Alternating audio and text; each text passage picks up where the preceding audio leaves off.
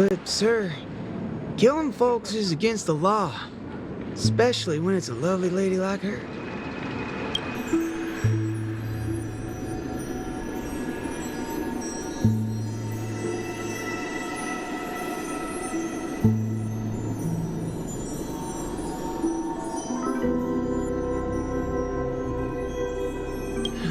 I'm the star of the show now. All because of this here gun. Oh, it's a nice gun, all right, but using it to take a life, I have no such intention. How about the two of you settle your own scores while I'll be on my way? You? Wait a minute. Is this what you wanted me to see? That's right. This is merely a hollow dream. So even if they turned into monkeys here, their physical bodies in the real world will not be subjected to any biological deterioration.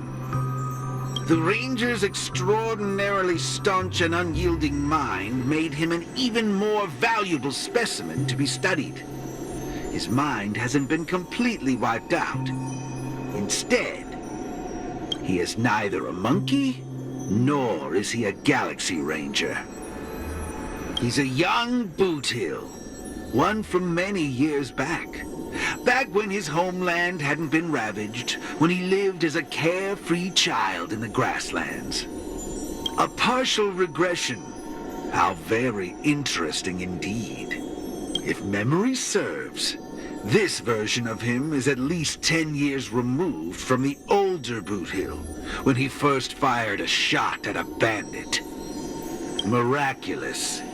Be it the Sweet Dreams Troop or myself, he can end it all with just one shot. But it just so happens that the decision to pull the trigger has to be made by his soul rather than his body. The shot. All right, Mr. Cowboy, come to me. Let's finish your final lesson now. A Galaxy Ranger that stands on the side of Dr. Primitive. A traitor born from nurture. This was Dreams. Hey! Don't go over there! Be quiet, young lady. And mind your manners while class is in progress.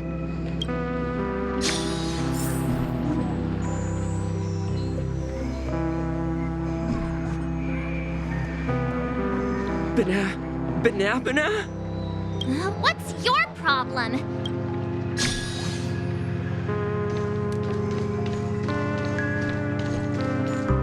Am I dreaming?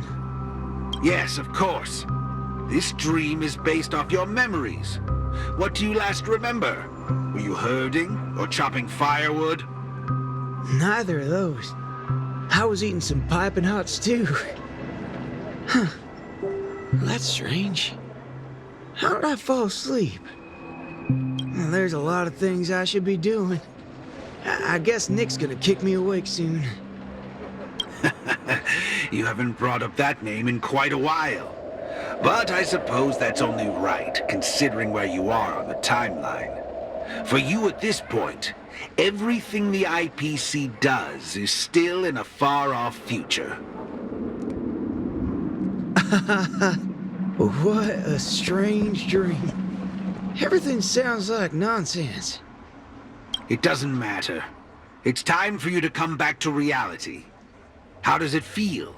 Does waking up from a dream bring you misery? Misery? Why, no. It's a shame you're stuck in a dream. Can't lay eyes on the land I love. It's so gorgeous.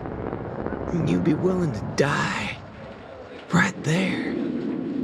It's hard to believe someone so young would use that kind of analogy. Ain't nothing strange about that. People gotta find ways to soothe their souls. Part of that's coming to terms with life and death. There's a saying from Aragon of Partial. Death is the fairest form of grace.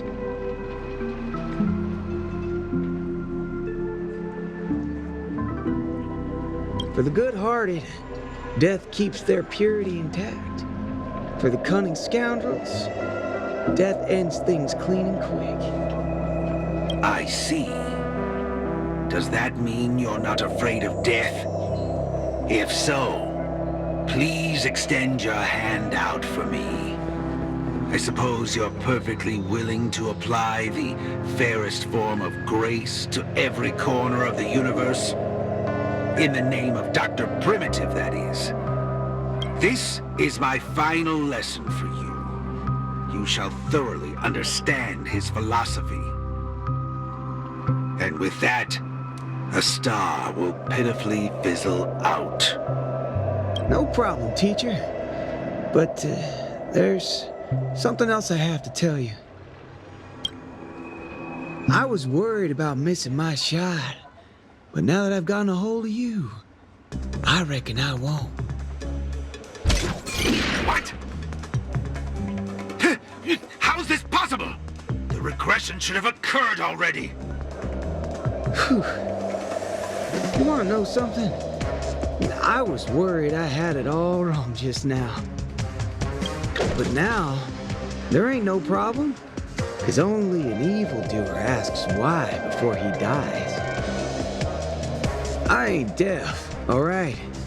Well, you were yapping so loud. Did it ever cross your mind I could tell good from evil? Huh? It's as Nick said, revenge needs no excuses. Just like how there's one thing in the world that doesn't need to be taught. Taking a shot at bad guys.